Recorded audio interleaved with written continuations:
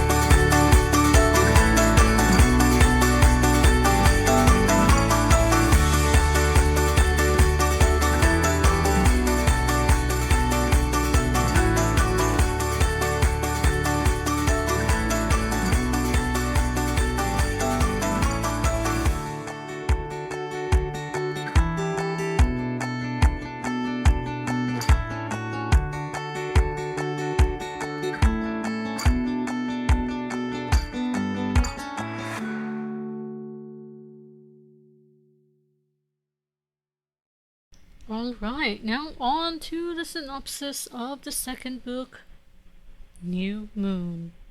By the way, this is something that you can read at the back of the book. Right. So what I'm about to read is not from my point of view. Just saying. Here it goes. I knew we were both in mortal danger. Still, in that instant, I felt whole.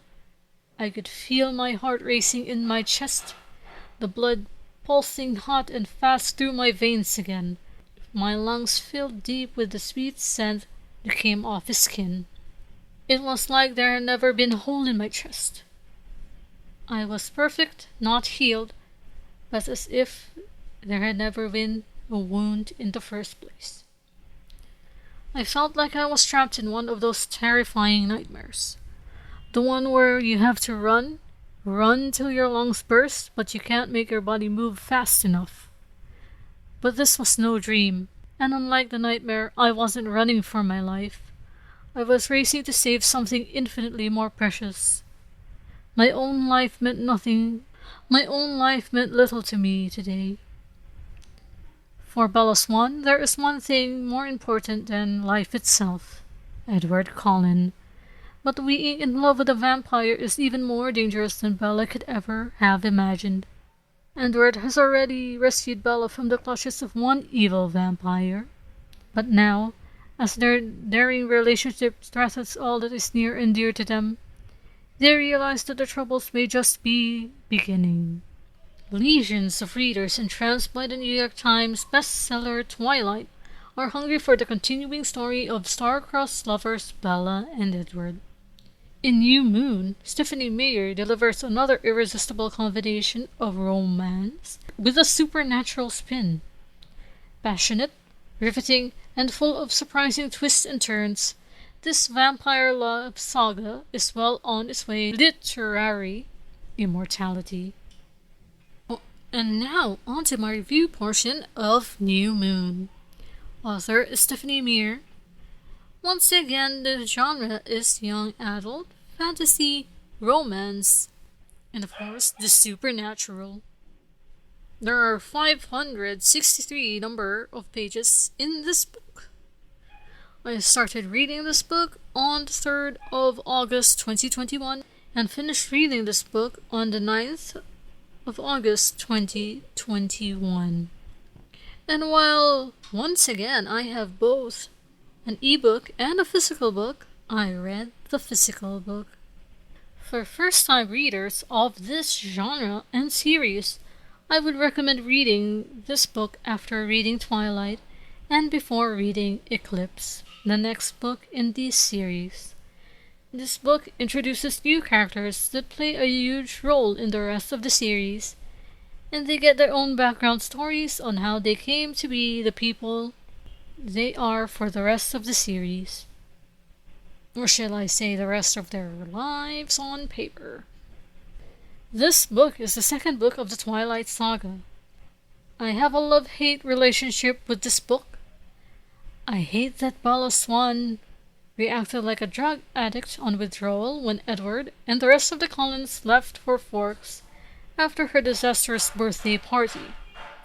Then she proceeds to live in her own little world, shutting out everybody who tried to help her. Charlie, her father, Renee, her mother, Jessica, Angela, and Mike, her 3 friends. The part that I love about this book is when the werewolves, who are actually the natives of the Quillity tribe of La Push, were introduced.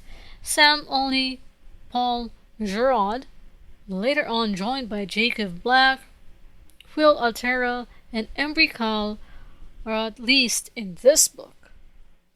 When Bella finally tries to live again, she visits Jacob Black in La Push and starts to recover, or so everyone else thinks.